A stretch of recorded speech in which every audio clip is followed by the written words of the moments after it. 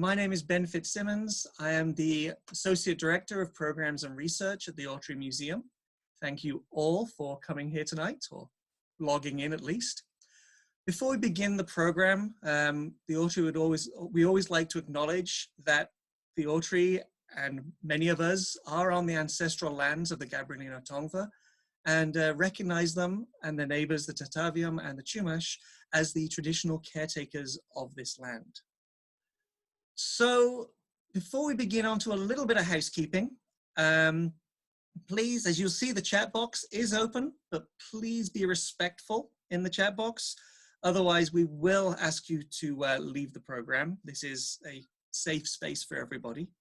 If you have a question for our speakers, please raise your hand using the button in the control bar at the bottom, and we will ask you to speak at an appropriate point, or you can write in the Q&A or in the chat. I'll try to keep track of it all, try to catch everyone's different questions, and I know Carolyn and Casey will also be trying to track everything, and hopefully we'll be able to include everybody.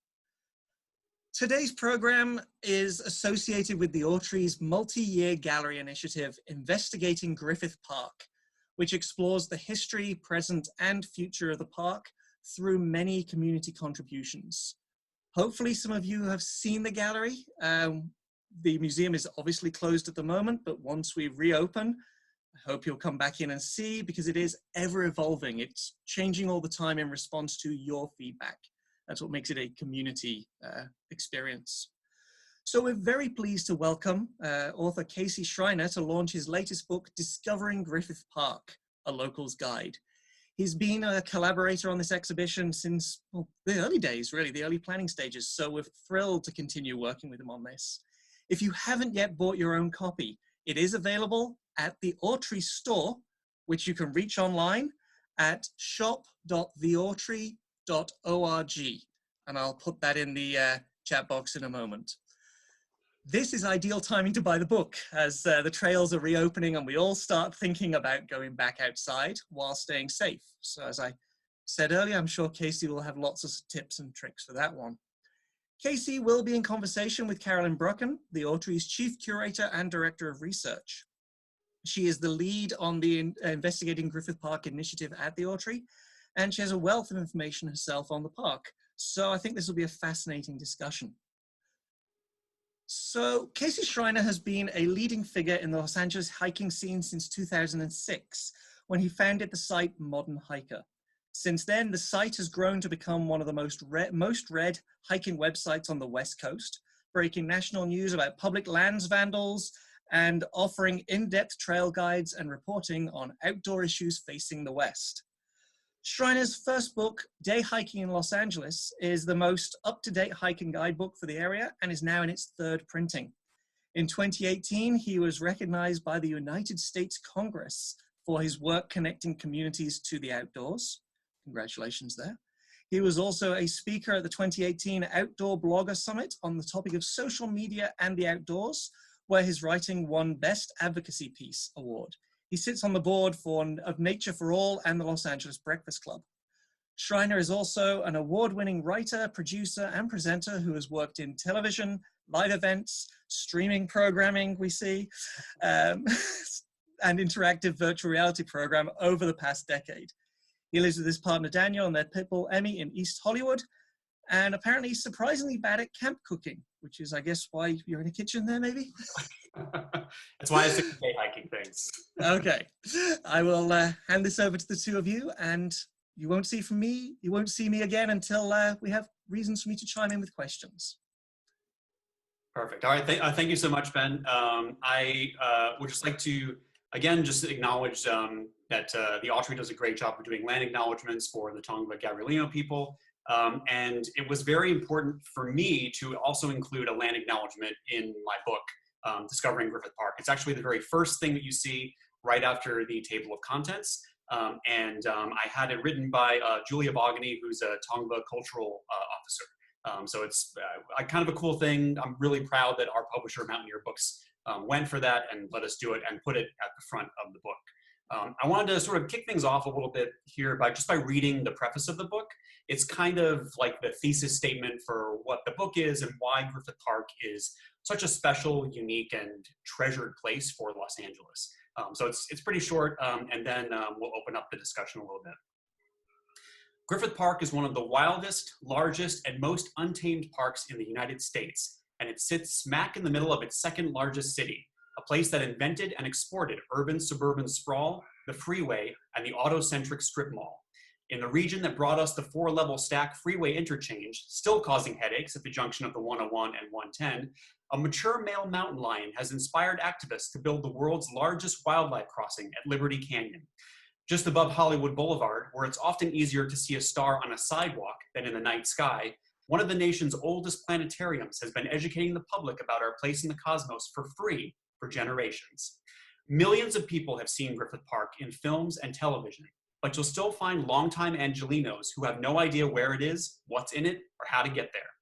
The park is home to the city's once primary source of water, which was feared, then despised, then dammed and forced into a concrete tomb, only to be loved again and in the future set free. Even the story of the park's donor is one of contradictions, wrapped in scandal and philanthropy, attempted murder and inhuman generosity, regressive ideas about people and progressive ideas about parks. In many ways, then, Griffith Park is a reflection of Los Angeles itself. It is both an urban oasis and an untamed wilderness, a manicured garden and smoldering chaparral slope. It's home to hikers, stargazers, cyclists, golfers, equestrians, train enthusiasts, Shakespearean actors, drum circles, museum patrons, kayakers, dog walkers, people walkers, environmentalists, developers, gardeners, charlatans, anarchic trail runners, secret handshake practitioners, ghost hunters, eloteros, zookeepers, dreamers, and everyone in between. I hope you have fun discovering it. Well, thank you, Casey, for that wonderful teaser for the book, which I hope people will pick up after this talk. And we also encourage you, we found out that copies did arrive at the Autry and are available through our gift shop online. But as Ben mentioned in the introduction, I first met Casey through the Investigating Griffith Park exhibition. We really wanted to create an exhibition worthy of the park and to do it with the community and the stakeholders and the people who love the park and have the stories and experience of the park. So when we first began, Casey was one of the first people we reached out to. And so I also want to just say thank you, Casey, for also sharing so much of your research that you've tackled over the past couple of years as you've written this book. We've learned a lot from you as well. Yeah, so excited to see this virtual book launch. And it's interesting because, you know, I mentioned to you a few weeks ago, I thought, oh, what a terrible time to have a book launch with bookstores closed, publishers struggling. But at the same time, there's such a parallel craving for nature, for parks, and for the outdoors that it's really highlighted as we live more virtually, the importance of the park and the need for it as well. And actually, one of the first questions we ask in the exhibition of visitors is just, what is a park? Why is it important? So I just wanted to start, Casey, by dropping that question off to you about why do you think parks are important? Yeah, it's a great question, and it ties right back into Griffith Park. When the park was founded, the land was given to the city by Griffith J. Griffith. And it was given to the city specifically for use as a city park. And there were some requirements in there. And some of those requirements were that the park had to be open to the people, had to be free, and it had to be accessible. It couldn't just be like a walled off garden for rich people. And Griffith himself described city parks as safety valves for great cities. At that time, Los Angeles was really just a backwards town. We were fourth or fifth fiddle in terms of California cities at that point. But he saw a Los Angeles really taking its place on the world stage well before a lot of other people did. When he was touring Europe, he kind of noticed that every other major city had a big city park system. That's true for big cities and small cities in Europe and in the eastern United States as well. And he looked at LA and he saw that LA was really in danger of not stepping up to that challenge. So he really wanted to do that. I think his description of parks as a safety valve still holds true today. And I think it's actually even more important today than ever. You know, when I first moved to Los Angeles back in 2003, I was not an outdoors person and really discovered hiking out here. The landscape was very different than where I grew up in New England. And for me, especially those first couple years in LA, living in the city of Los Angeles drove me crazy. And what reset my sanity was going out into the mountains here. So not everyone can drive an hour to get to the Santa Monicas or drive an hour to get up to the San Gabriels, but Griffith Park is pretty central to most of where LA is. But again, you know, through this whole COVID shutdown situation, we really saw that the public really treasures these parks. But we also saw that LA doesn't really have enough parks. The Trust for Public Land puts out a park index score of the top 100 biggest cities in the country every year. And over the past couple of years, LA's gotten better. We started off at like number 66. We were like behind Bakersfield. Last year we were like just above 50, and now I think we're like 49. We like just cracked 50. It just came out this week. So we still have a long way to go in terms of park equity and park access, but Griffith Park is really a shining light and something to aspire to for the rest of LA city parks. Yeah, and I encourage the audience to also share on chat or by asking questions about what they also think is special about Griffith Park or why, you know, they think it's important. But I wanted to follow up. You talked about your first impressions of the park, Casey, and there's a wonderful line in your introduction. We call Griffith Park, I think, weird, messy, and complex. Yes. Would you like to expand on that? Yeah, it's a weird place, man. Griffith Park it's all those things. And so is LA. It's weird, it's messy, it's complex, it's full of energy, it's full of frustrations. The story that I like to tell is, you know, I had one question about the LA River bike path. Just a very simple access question about where people can take their bikes off the bike paths to get onto the paved pavements inside the park. And it took me cobbling together an answer from 4 different local, city, and state agencies just to answer one simple question. So Griffith Park is a super complex place. One of the things that's great about it is that complexity really means that it can be everything to everyone. If you just want to go golfing and you have no interest in hiking, Griffith Park is for you. If you want to teach your kid how to swim, Griffith Park is for you. If you want to build your own scale railway trains, like you can do that in Griffith Park too. There's just so much stuff in the park, and the things that are in the park are not always aiming for the same goal or on the same page with things. I think that's been true kind of since it was founded.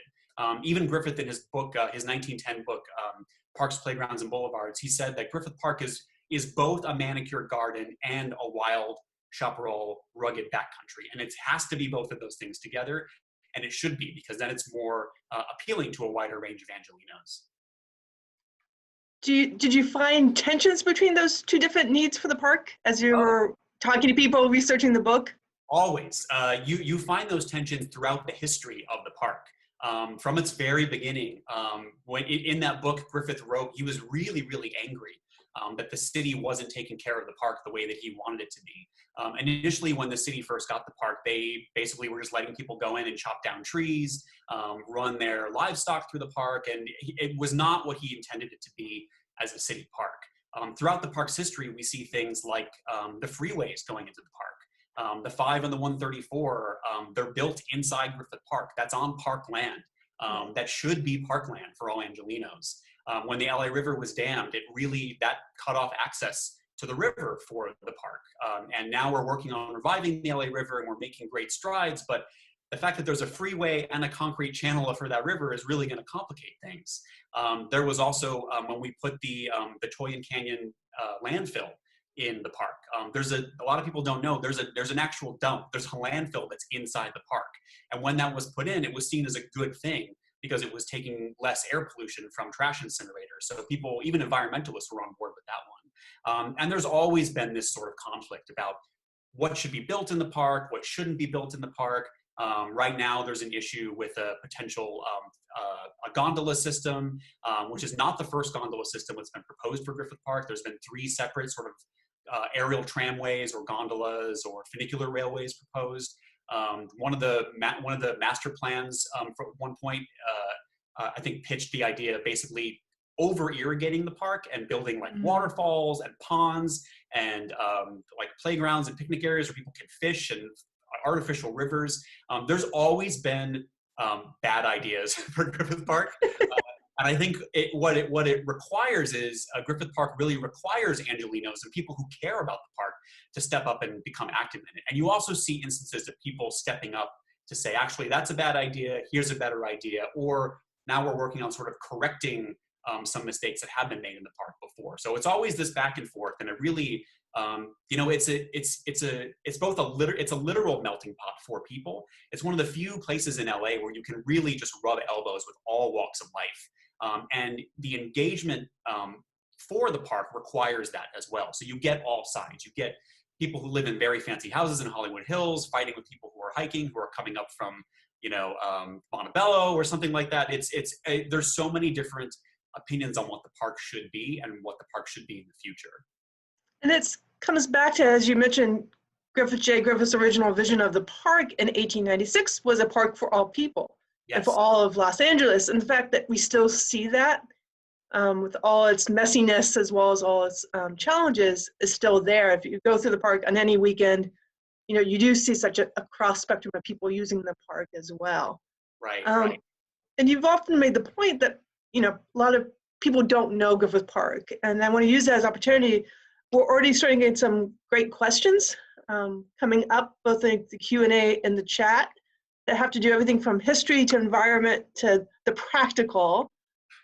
So I wanted to take just a pause to look at some of those.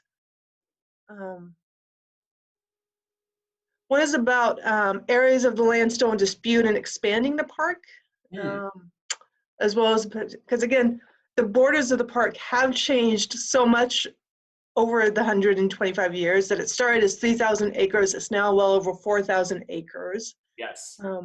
Yeah, one of the most impressive, and it was actually kind of a warning sign for me when I first started working on the book that this was going to be a really complex project. The superintendent's office has been so helpful with this book.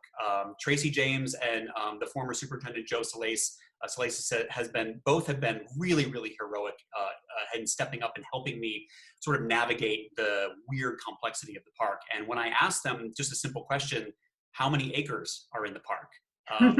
We don't really know. I know, it's not an easy question, actually. It's not really an exact number, which is kind of crazy for like a world-class park like Griffith. It actually just expanded another 1.5 acres just this week. It was added, a little parcel of land will eventually be added to the park near the Bronson Cave, which is most people know as the Bat Cave.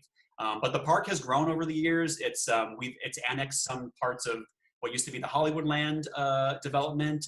Mount Lee initially was not part of the park. Coenga Peak was initially not part of the park. So it's definitely expanded and it's grown over the years as well. And there were also opportunities to really add big chunks to the park, where Forest Lawn Cemetery is right now. That was part of the Rancho Providencia grant, and there was a big push to add that into Griffith Park, but I guess the park got outbid by the Forest Lawn Corporation. It was seen as more profitable to store some dead bodies down there than to make it more of a park. Well, you've talked about your passion for the history clearly comes through. And I was curious, how did I'm assuming that you first got to know Griffith Park as a hiker. That Yes. kind of is what brought you there as well.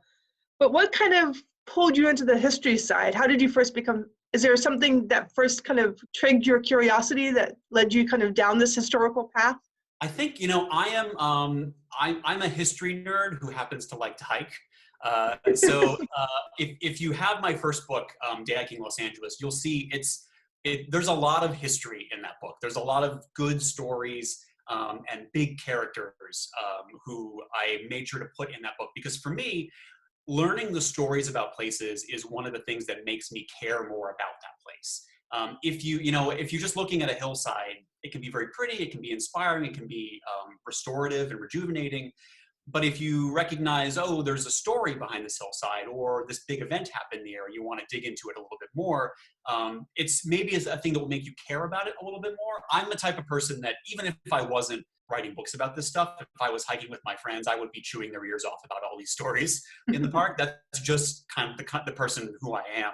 And if anyone's in the audience has ever joined me on one of my Griffith Park hikes, you know I basically talk the whole way because there's always stuff to talk about. In Griffith in particular, initially I was really struck by the scenery. I live in East Hollywood in Thai Town, very, very close to the Ferndale entrance of the park. So I'm in the park a lot. And for me, it was really just kind of poking around and discovering things inside the park. And this happened a lot where I would like pull on one little thread to find out what the answer to one question is. And I would end up just unraveling this huge, huge story that was way more interesting than I expected it to be. A really good example of that is the Leif Erikson statue that's right near the Ferndale entrance. I must have walked past that thing probably 300 times, trying to figure out why it's there, who did it, why was it put in Griffith Park. If you go past that statue, there's not really any information about it. It just says the year 1000 landed in North America, Leif Erikson. There's no information that would lead you down a path as to who made so this. how did you approach it? So how did you find the story behind it? If anyone's interested, if you are a subscriber to the LA Times, you also get access to the LA Times archives, which is all records of their newspapers all the way back since they started. And it's actually really easy to search for stuff in there. So I just started searching Leif Erikson, Griffith Park, and eventually I found out that the woman who sculpted that sculpture, her name is Nina Simonson, and she is actually the most famous Icelandic female sculptor. She's descended from Leif Erikson. She did a statue at the Waldorf Astoria in New York City. She also did the statue of Prometheus, which is in MacArthur Park, also in LA. And she lived in the Hollywood Hills because she worked in set design in early Hollywood for a long time. She won tons of Oscars, Academy Awards. She was in the Times all the time. And she built this statue as part of a push to recognize Leif Erikson Day. And Leif Erikson Day is a holiday. It's an actual holiday now. But at that time, LA had a really big Scandinavian population, which then led me to the Breakfast Club, which is also part of Griffith Park. And the Breakfast Club was actually instrumental in organizing and putting on performances for some of the very first Leif Erikson Days. And some friends of mine in the Breakfast Club, I'm a member of the Breakfast Club and I'm on the board, they actually got some programs from the 1950s of Leif Erikson Day. And they let me scan them. And you can see all the different advertisements in there, how many different Norwegian bakeries were in LA at the time. And it all, like, I just wanted to know who made this statue. And it ended up just becoming a much richer story about another aspect of Griffith Park, what LA used to be like. It's about an immigrant story. It's this weird thing where you hear Leif Erikson Day and you expect, like, most people credit the Minnesota Congress delegation for pushing that.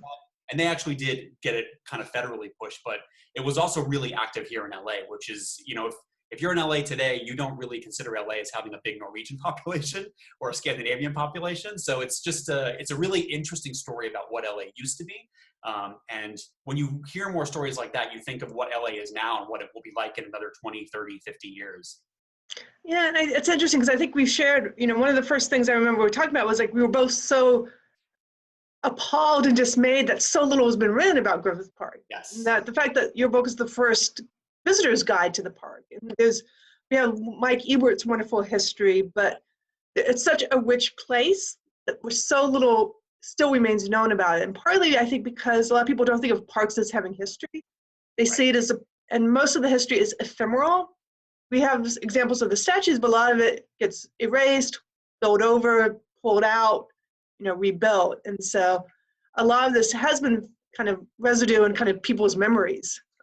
So it's a unique challenge. But kind of yeah, and it is historian. like, yeah, for a historian, you really have to like kind of sift through what's fact, what's fiction, what's folklore, and also there's not a lot of artifacts left for some of this stuff. Like there's the famous statue of the Iron Mike statue that used to be near Travel Town, built during the CCC era, which just by all accounts vanished. No one knows where it is. No one knows what happened to it. There's a replica there now. But yeah, definitely if you guys are history nerds in the audience and you want to know more about Griffith Park, definitely track down a copy of Mike Ebert's book. It's called Griffith Park, A Centennial History. It's out of print, so it's kind of tough to find. But if you ever see it at a bookstore, grab it. Don't even look at the price tag, just grab it, because it's worth every penny, and it's just really, really tremendous, super interesting stories. And he goes into really good detail on that stuff. Well, people have been very patient with us as we share our history nerdness, but there's been a couple questions where people have asked about hikes. Mm-hmm. Are you willing to share your favorite hike? Yes, of course, yes. So my Griffith Park has about 70 miles of hiking and equestrian trails. So if you think Griffith Park is really crowded because you've only been near the observatory or the Hollywood sign, there's many, many other options. One of my favorite hikes to do is actually, it starts at the old LA Zoo near the merry-go-round parking lot. We kind of wind our way through the LA Zoo, take the Bill Eckert Trail up to Vista de Valle Road, which is one of the 2 paved roads that are closed to cars inside Griffith Park. And then we come up I forget what trail it is, but it hits on the north side of Mount Hollywood. It's a really great way to hit Mount Hollywood without dealing with the crowds around the observatory. It's a nice gradual incline. There's only a couple steep sections. You get really amazing views, especially of Glendale, Burbank, the Verdugo Mountains. And when you get into that interior section of the park, I would bet that the vast majority of hikers in Griffith Park stick to what's called like the front country. So basically kind of the Hogback Trail near the Greek Theater to the observatory, maybe some stuff to Mount Lee from Bronson Cave and Trail Canyon. But the interior of the park is really rugged, very low visitation rates up there, and it can be really, really surprising. That's where I saw ephemeral waterfalls after spring rains. I had my bobcat encounter up there. That's really where you can have some peace and quiet in the park and really feel like you're a million miles away from the city, even though you can probably still see the giant IKEA in Burbank from there. You can never escape, I was going to say, the city, even when you're in the midst of the park. Exactly. Oh, and someone said, yes, the trail is called the Cardiac Trail. And that's actually another thing, is that the trail names in Griffith Park have changed many, many times over the years. So the Cardiac Trail is actually not an official name for the trail, but I believe it's the Sierra Club has sort of named it. And because they take that route a lot, that's a very popular Sierra Club route up from the old zoo. Now it's sort of known as the Cardiac Trail. That's also happened with, there's the Ankle Breaker Trail, which is a cutoff on the Bill Eckert Trail. That one is an official name. It's officially called the Ankle Breaker Trail, but no one could tell me why it was named Ankle Breaker. I hope everyone survived that whatever event named that trail.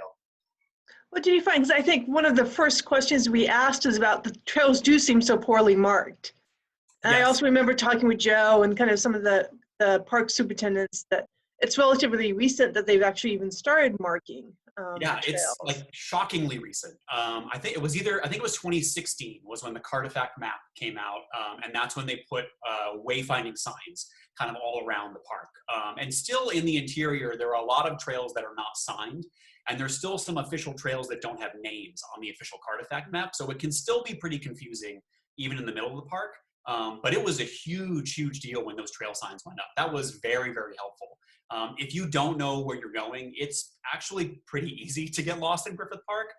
There's a lot of use trails. There's a lot of like footpaths. There's a lot of fire breaks that look like trails. So if you don't know where you're going, it is actually pretty easy to get lost up there. Have you ever been lost? I'm going to say yes, because I'm pretty sure I have. I always take a map with me though. So I've definitely been like turned around at a couple of junctions where I think I'm coming out at one angle and I'm actually coming out from the opposite angle. But once you kind of know your way around and you can distinguish between like an official trail and a user trail, it's actually pretty easy to stay on the like the official routes. Okay. I'm just giving a chance to look at the questions and other people's favorite routes. Let me ask, we were chatting before this started and that you mentioned that you've been, again, out in the park now that the parks are back to being reopened. Yes. Have you found your experience at the park has changed as a result of COVID and the pandemic? Yeah, it's everything is weird now. I don't need to tell people that. I think that people know that. It is strange to walk in the park with a mask on. It's strange to not be able to hike in a group, but I would rather have a strange hike than no hike at all. So, I mean, we saw kind of the pent up frustration and really the angst that was here when people couldn't go hiking.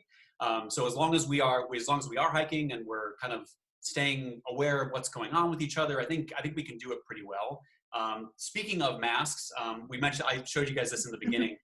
My neighbor actually made me this mask, which is a mask that is the cover of my book, including P22, who is not on the cover of the book. But this is what I'll be wearing in the park over the next week. So if you see someone up there, a weirdo with this mask on, you know it's me. You can say hi. Well, let me, do you have any advice to give people as they're kind of returning or coming back to Griffith Park, or? Yes, it's so the guidelines currently are, it's a little confusing because LA City has different guidelines than LA County. LA City right now is requiring masks on at all times, keep social distancing, so try to keep 6 feet away from other hikers on the trail, and no groups, so no gathering in groups other than people that you're already quarantined with in your family or your household. I will say a lot of the trails in Griffith Park, it's actually pretty easy to do that. Most of the trail network in Griffith is these nice wide fire roads, plenty of room for people to pass without getting too close to each other. And in my experience up there, I will say the vast majority of people are taking it seriously. Even if people aren't wearing masks the whole time, I see them put on masks as they pass people, which is better than not wearing a mask.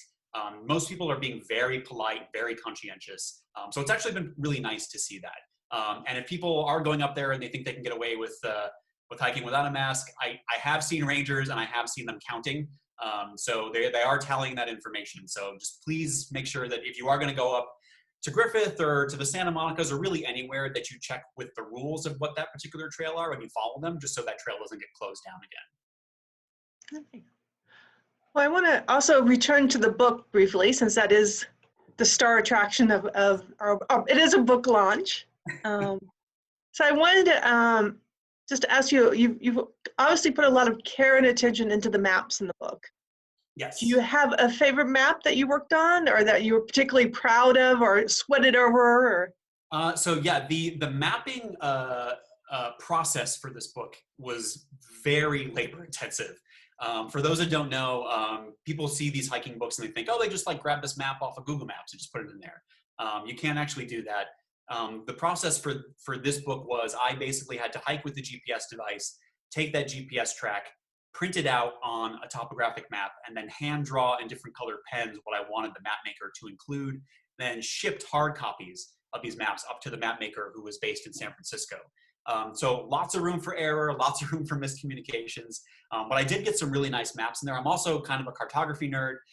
So one of the things that I really wanted to do with this book was to show what resources are available for different types of activities. So there's a separate map in here just for cyclists that show you where the bike routes are in the park, which streets are closed to automobile traffic, and where the bike lanes are outside of the park that connect to the greater quote unquote network of bike lanes in Los Angeles.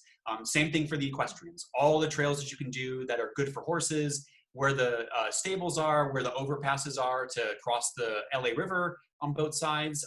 And the one that I'm actually most excited about is the transportation map. Griffith Park for a long time was seen as the sort of quintessentially LA park because you had to drive around it in a car to see the whole thing. At the time, that was seen as kind of a good thing because we're like, look how big it is and look how complex it is. Now we're seeing like, actually, if you're in a park, you don't want people driving around all the time. You'd rather get them on foot or on horseback or on their bikes. So over the years, transportation has gotten a lot better in the park. And just last year, they launched the Griffith Park line, which is a free shuttle that runs from Traveltown all the way to the Griffith Observatory, just on weekends right now. And I don't think it's actually running right now during the COVID situation, but hopefully it's running soon. So there is a transportation map in there that shows the metro line, the bus line that goes through there, how close certain areas are to the metro subway system, where there's 2 dash lines that service in and around the park, and the new Park Line shuttle are all included in that map. And it's just a very easy to use, kind of like a New York City subway map style, where you can kind of see where the routes overlap and really plan a hike without ever using your car if you wanted to. Okay, so let's give it time for some of the questions that have popped up in the Q&A. So give us some. Is there one that you see, Casey, that? Oh, so there is Jeff Hester, hi Jeff, asked, what's the story behind the creek in Ferndale? So if you've been hiking in Ferndale, Ferndale is one of the few sort of like forested areas of the park. Actually, there's an interesting history about reforestation that I'll get into in a minute, but there is a water source there. And that water source was very important to the Gabrielino Tongva, who were there many, many years before any Spanish or Anglo people came around there.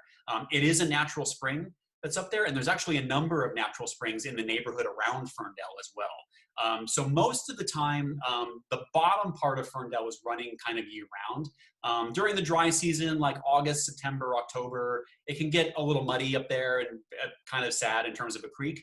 But there are also other springs that were up there, including some that some of the landowners in the area just around Ferndale used to basically bottle and sell as tonics. They were like the water of life, the fountain of youth. And people would kind of drive in from all over LA to bottle their waters at the Ferndale Creek. Later on, the water in Ferndale Creek was used as part of this reforestation program, which was an idea in Griffith Park that, hey, the stuff that grows here seems to catch on fire a lot. So maybe if we just poured a bunch of water into the park and planted pine trees and other trees that aren't native here, maybe those wouldn't burn as much. So Ferndale was kind of, because it had a natural water source, was like the test garden for that. So that's why it's full of ferns. There's redwood trees in there. It's a bunch of non-native plants that are really beautiful. And they do actually keep that part of the park about 10 degrees cooler than the rest of it, especially really, really nice on summers. And it actually used to be irrigated even further up. So if you're hiking up Ferndale and you pass kind of where the Trails Cafe is, there's a playground there now. That irrigation system used to go all the way up Western Canyon. And you can see the catch dams and the old fountains that used to be there. So it used to be a lot more lush, used to be a lot more irrigated. And actually the Friends of Griffith Park are in the process of sort of restoring some of that historic plumbing that's still there. And they want to sort of see how much they can irrigate and sort of restore of what the original Ferndale used to be. And in addition, they're actually adding more native plants into the Ferndale area. So they're ripping out some of the invasives and they're actually putting in more natives, which is actually really nice to see. So it's interesting because Ferndale was one of the first attractions of the park in the 1920s. You see postcards, landslides of kind of people walking, and it was that model of a park that was shady and green and water features and picturesque bridges and paths. And it's interesting, you know, and that's probably the image most people had of what a park should be for a long period, not this chaparral, you know, steep, kind of inaccessible area that's a lot of Griffith Park. Right, so exactly. And we have to remember, like, most of the people in LA at that time weren't from here. They were coming in from the Midwest, they were coming from the East Coast. Even Griffith himself was from Wales and basically kind of did his formative years in Pennsylvania. So the idea of what a park is on the East Coast or in Europe is very different than what a park can be in a place like California, where, you know, now we're sort of waking up to this idea that actually the less we do to the land actually has a benefit, and people enjoy that, and it actually is better for the environment and for the plants and animals that are there. But at the time, yeah, this was seen as like, Ferndale was like, oh, people understand, like, this is a park. Same as if you look at like Pershing Square, old pictures of Pershing Square or Westlake Park or MacArthur Park, like they're like tropical parks. They don't look like they belong in LA. But that, again, that was like the promise of LA at that time, was like, we could do anything here. As long as you had enough water, you can grow whatever you want, have an orchard in your backyard. Well, I know one of the stories you tell in your book also, you know, tied to this kind of ongoing evolution of how people think about, you know, parks, especially what the flora and fauna should look like. You know, Ferndale's example of like ferns from around the world being brought in. Right. And at one point there was also the Commonwealth Nursery in the park, which was intended to both provide plants for the park, Griffith Park, but as well as the wider city. And I know that's had kind of a long history of struggling as well. Yes, yeah. So the Commonwealth Nursery is one of my favorite places in the park. It was built in 1929 as part of this reforestation program. They were actually growing some natives. There was some early native plant stuff in there. Theodore Payne was active around that time. He was definitely telling people what he thought should go in the park. He was not one to keep his ideas to himself about what the park should be. And they were growing some early natives there, but it was also stuff like the palm trees, all the ornamentals. As the budget sort of dried up for that, it sort of became this like dumping ground storage facility over the years. And it was really sad and dilapidated. But over the past couple of years, there's an organization of groups that are in there now. Grown in LA, I think the Parks Foundation, there's a few other ones that are in there as well. And now they're actually restoring this historic 1929 nursery, the original buildings they're using, and they're growing native plants. And what they're growing them for is for Griffith Park. So you can go into Griffith Park, and I've actually joined the Friends of Griffith Park and done some of these plantings. And if you go in the bird sanctuary, if you go in Ferndale, if you go to the D'Anza Native Garden, there's all native plants there now. And almost all of them were grown from seeds collected inside Griffith Park. And that nursery is growing these plants, and they're going to be used for other parks throughout the LA region, teaching other parks how they can grow natives and use natives, and also hopefully at some point to help restore the LA River as well. And actually, you head up and looking in the Q&A box. A couple other questions came up. Some of these spots are some of the most popular ones, I think, in Griffith Park, or some of these almost parks within the parks. Yes. Like Ferndale, Emil's Garden is another one that I think has this own kind of oasis quality that a lot of people, someone asked if you could speak about Emil's Garden as well. Sure, yeah. So the park has a number of what are called volunteer gardens. And I think they're called volunteer gardens because initially people sort of volunteered their services to create the gardens without really asking. So if you're up on, we would call them guerrilla gardens today, I think. Yeah, I think guerrilla gardens is a good modern name. So if you're up on Mount Hollywood, you've probably passed Dante's View. That's sort of the one that most people know because there's a water fountain there, so it's a nice rest stop. On the other side of Mount Hollywood is the original volunteer garden, Captain's Roost. And both of those gardens have an interesting history because Captain's Roost was first, and there were some very colorful characters who ran that garden and basically chased Dante out of the garden so that he formed his own garden just on the other side of the mountain. Dante was by all means a much friendlier person, kind of a beloved figure. Former Councilman Tom LaBonge took care of that garden for a long time. And now if you go to the observatory on the north side of that parking lot, it's called the Charlie Turner Trailhead, which is named for one of the keepers of Dante's View. Amir's Garden actually did get permission. He was the first volunteer gardener to actually ask if he could do something before he did it, which is very nice of him. And that's on the north side of the park, so that's near Mineral Wells. And that was actually, it's a functional garden because it's used as a fire break. That canyon was the site of the deadliest fire in LA history. And until very recently, the deadliest fire in California history. So it was a functional fire break, but he was an Iranian immigrant who moved here. He was really inspired by the spirit of American activism and volunteerism, and he built that garden from hand. And when he was building it, there was no infrastructure up there, no water, no trail, no plants.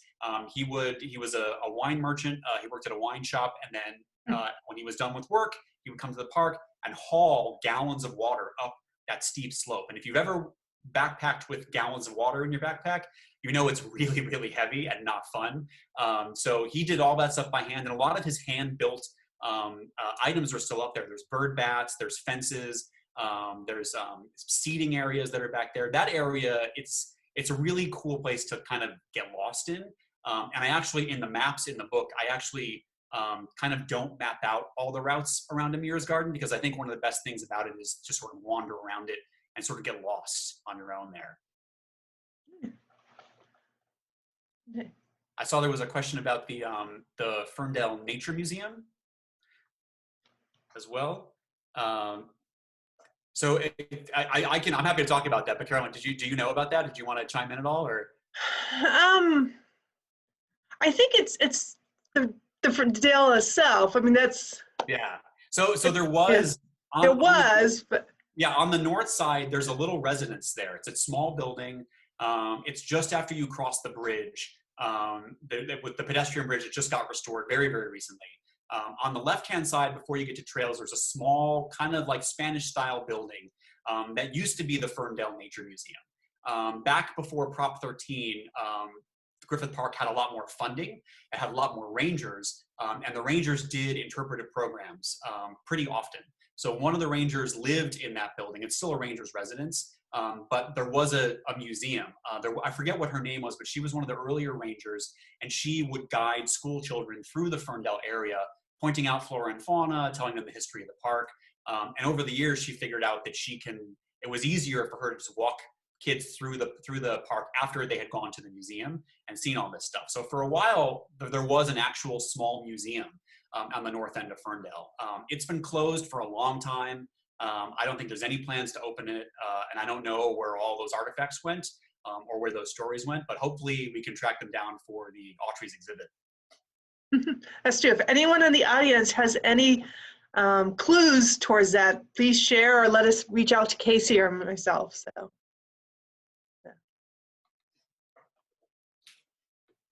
I'm just keeping through the chat. Yes, if anyone has any Griffith Park stories, tales, weird histories, or anything, please let me know. I just want to know it. I just really want to know the stories. Well, I will finally cave at the end. Casey and I have a long-running joke about my dislike of the curses and the ghost stories, but the people's love of the ghost stories and curses. It's interesting. It's one entry point for a lot of people. Is this kind of popular lore that surrounds the park. And so my historian self, sometimes gets, like, but that's not true. It was made up by, journalists or, web guys. But at the same time, they've, I think, created their own life as well. And sometimes they're creating their own kind of gravitas around them. And we were starting to talk, specifically, I think it was the picnic table one. Yes. It's a fascinating how much you've dug up about kind of what was the start of that ghost story. Yeah, it's for those that don't know, Griffith Park does have a lot of ghost stories. And unfortunately, Carolyn, when I first wrote the book and I was asking on social media to my friends, like, what would you like to hear about? Or what questions do you have about Griffith Park? A lot of them were about the ghost stories. I know. People just like them. There's kind of a nice kernel of truth to some of them that can kind of be used as folklore to tell a broader story about what was going on at the time. So the one that people used to know the most was the curse of the Los Felices, the curse that Petronia supposedly put on the land when the land was kind of stolen from her by the Yankee lawyers. I think over the years, that story has sort of gotten a little bit quieter. John Robinson, who has also written very excellent histories and books about Southern California, he sort of dug into that pretty hardcore in the 80s and said, the whole thing is bunk, like none of this is real. The guy who was telling the story had access to grind against Griffith, and like it was very, very shady, the whole story. You're right, but the kernel's there because, the Felice family did get dispossessed of their land. And a lot of people did. So the larger tale is true, even if some of the specifics were kind of created much later after the fact. Yeah, it is. What's weird about that story is it does actually tell a really good story about LA. It tells the story of basically people coming in from the United States and stealing the land away from folks. That land was Rancho Los Feliz. It was in the Los Feliz hands. This was one of the guys who literally founded the Pueblo of Los Angeles in his family for generations. One of the women who managed that land had contracts that were so good that they survived the transition from New Spain to Mexico and then Mexico to the United States. That's why they secured the water rights for Rancho Los Feliz. But like after the land lost, or after the Los Felices lost that land, it went to a couple different people and they all had pretty terrible things happen to them. On the land, they either lost their cattle, someone got shot and killed by bandits in Mexico. Griffith J. Griffith had a huge scandal, which we didn't even talk about, but he shot his wife in the face, went to San Quentin for prison for 2 years, paid a $5,000 fine. So he was a pariah for the rest of his life after that. So everyone who owned that land after the Los Felices did have sort of tragedies befall them. So there is a nice story to be told with that one. As far as the picnic table 29, there's not a great cultural story necessarily, or maybe we'll look back in 20 years and maybe we'll be able to figure out what the cultural story is. But the story with that one is back in 2006, there was an LA Times article about this ghost that haunted picnic table number 29, which is on the north side of Mount Hollywood. It's near the intersection of Vista de Valle and Mount Hollywood Drives, both the two paved roads that don't have cars on them. And the story was that there was a couple, they were making love on the table, and Santa Ana winds kicked in and a tree fell on them and killed them. Crews went in to sort of clean up the tree afterward, and they heard these ghostly stories, or ghostly voices. Someone had a heart attack and went to the hospital. And that was the story of Haunted Picnic Table 29, which has a Google location. If you search on Picnic Table 29 on Google Maps, you'll see it where it is. But that story was on a spoof website. The URL was LATIRNES. So if you just look at it in a browser, it looks like LA Times. And it was made to look like the LA Times in 2006. So the webpage is actually still up. You can still go see it. It still has banner ads from 2006 for like Kroger and like some auto parts store. There's a lot of clues that it's fake. The photo credits are to people like Art Banksy and Mike Myers, who's the villain from the Halloween movies. But actually, very interestingly, Steve Scozzillo just wrote a story about the book for LA Daily News, and he was contacted by the guy who initially wrote that fake story for Haunted Picnic Table 29. He said, he shared the email with me, and he was saying that he never expected this to go as long as it did. He said it's clearly a joke. That last thing in the story says this is a joke story by whatever his name is, for blogging.la, I think was the site. And he is so shocked and surprised that the story has lived on for so many years afterward. And ghost hunters go up there. If you search on YouTube, you'll see people with like the night vision cameras and like the cool like bubble lenses, and they're like hearing voices and being scared and like trying to make it cool and exciting. But he said one of the details that he shared in this email was the names of the couple in that story are sort of variations on the names of both his ex-wife and his ex-best friend. So there is a really good story with Haunted. It's very LA. It's very Hollywood story. Star-crossed lovers and revenge and who knows what else. And now it's a ghost story that will live on forever, much to the consternation of historians like us. I just want to answer a question that was just posted in the chat. I think what the ghost stories also do is they capture recent history, but they also capture the really long history of the park. So we talked about the curse tied around kind of the loss of the land when it was the Felis Ranch. But again, the park has a much deeper and longer history as Tongva land, and people actually, which was the indigenous group in this area. And it's been fascinating. One of the things that we're very excited about that's resulted as we started to kind of create this exhibition and really work with some of the Tongva culture educators is that we found this actually the site of 3 historical Tongva villages in Griffith Park. Not everyone, that's fair to say, but we knew about the one at Ferndale that at one point had a marker.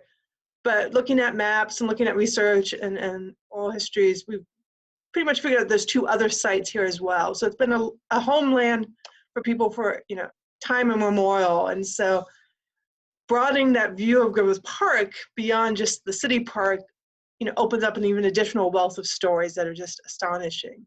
Right.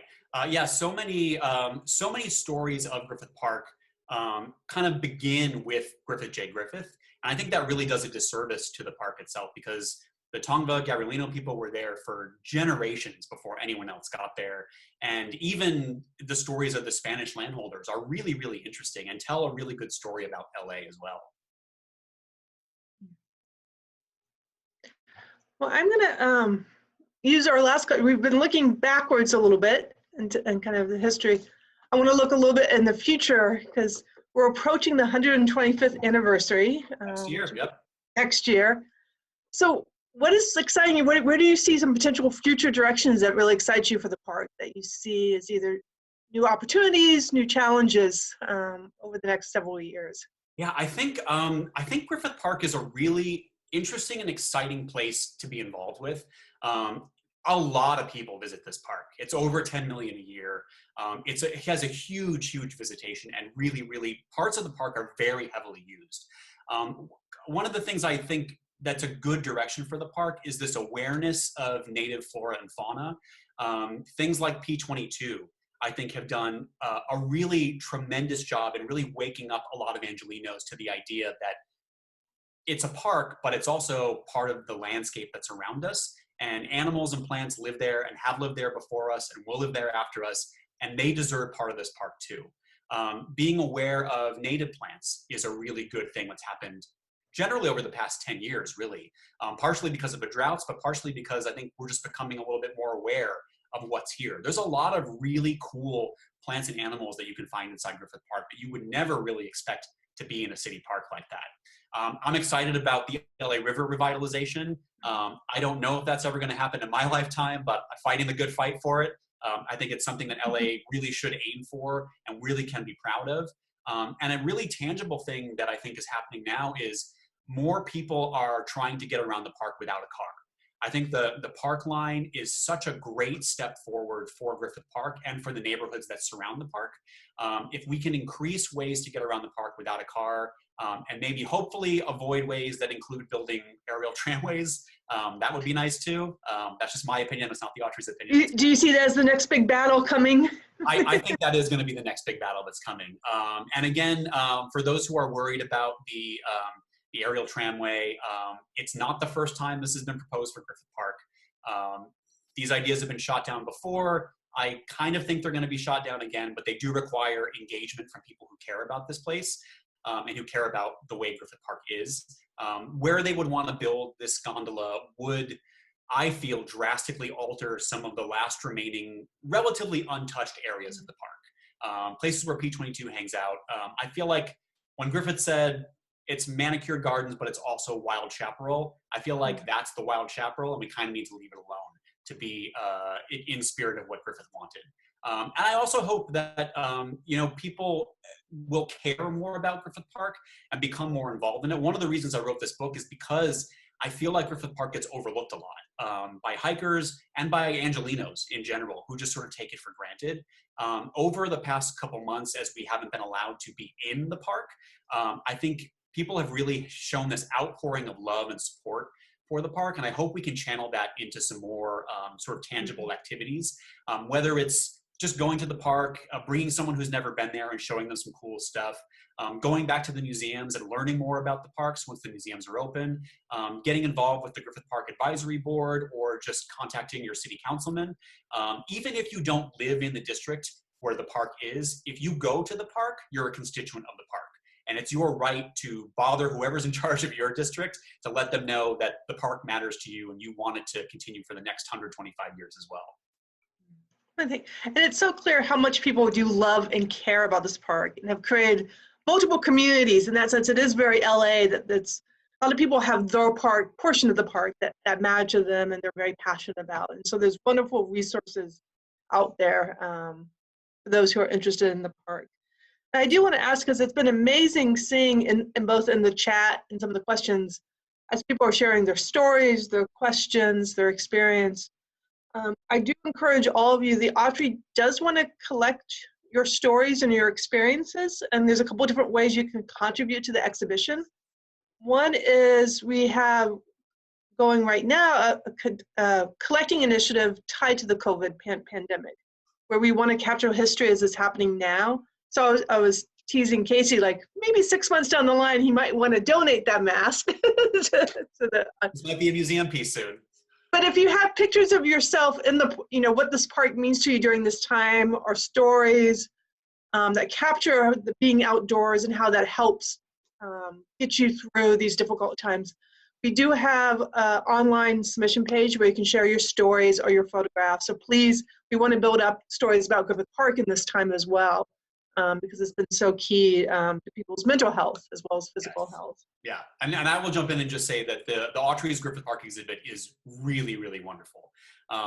Once the museum opens, if you get a chance to go back in there and check it out, it's very interactive. You can see what other people are putting into the stories and what they're sharing, and just see some collections of artifacts in the park. Once the final exhibit is up, I am so excited to come see it, because I know it's just going to be really spectacular. Well, as I say, Ben popped up, our moderator. I think we're getting our time call. Well, I think that is a perfect way to end, is to talk about the community aspect and the going forward, what people can contribute to the story of the park. Before we wrap up, anything either of you would like to say as well? I will just say that, first of all, thank you to you guys at the Autry for hosting this. It's a great, great honor for me to be working with the Autry in any capacity, let alone on something as really cool and fun as these Griffith Park projects. And thank you to everyone who came in and chatted with us and watched the program. Launching a book about a park in a time when no one can really gather in a park or a bookstore is a weird thing. So it means a lot to me personally to see everyone kind of here and chiming in with their great stories and questions. Definitely, please buy the book. The Autry has it. Lots of places don't have it. The Autry does. So if you want it quickly, please buy it from them and help support their mission. And definitely visit the Autry once it's open again. Check out that Griffith Park exhibit. And also their native plant garden outside is one of my favorite spots in the whole park. So definitely just take some time to meditate out there and listen to the falling water. And really, you know, as I said in the preface, Griffith Park is, I think, a microcosm of LA, and you can really tell the whole story of Los Angeles through the story of Griffith Park. So tell us your stories, tell the Autry your stories in Griffith Park. You guys are part of LA too, and you're part of its history, and you're gonna be part of this big continuum that's moving forward. And very, very quickly, someone asked what the name of the book was. So again, it's Discovering Griffith Park, a local's guide. And people are asking if there are signed copies. We don't have signed copies because I can't be in person, but I'm trying to figure out a way to sort of mail people some book plates that are signed, and I'll write some notes to folks. So I'm trying to figure out how that will work, but stay in touch with me on Modern Hiker. My social media is all Modern Hiker, and the website's modernhiker.com. Again, I just want to thank, I hope everyone goes out to the park, sees it with fresh eyes. I know every time I talk to Casey or talk to any of our visitors, or just even from this conversation today, I learn something new and see the park in a different way. So thank you very much for joining us in our virtual book launch and for your patience with our experimentation as we do this. But again, thank you so much for joining the Autry and Casey to celebrate this wonderful new resource out there for you to enjoy the park. Thank you. And if you go on the park right now, the monkey flowers are really beautiful right now. They're looking really gorgeous. And just to say, this has been recorded and will be available on the Autry website at some point in the next week, probably. And if any of your friends weren't able to make it, or we had a couple of technical issues at the very beginning, so if they weren't able to log in, that video will be available and you'll be able to all enjoy this once again and hear more about the park again from Casey. Thank you so much. Thank you. Thank you for joining us.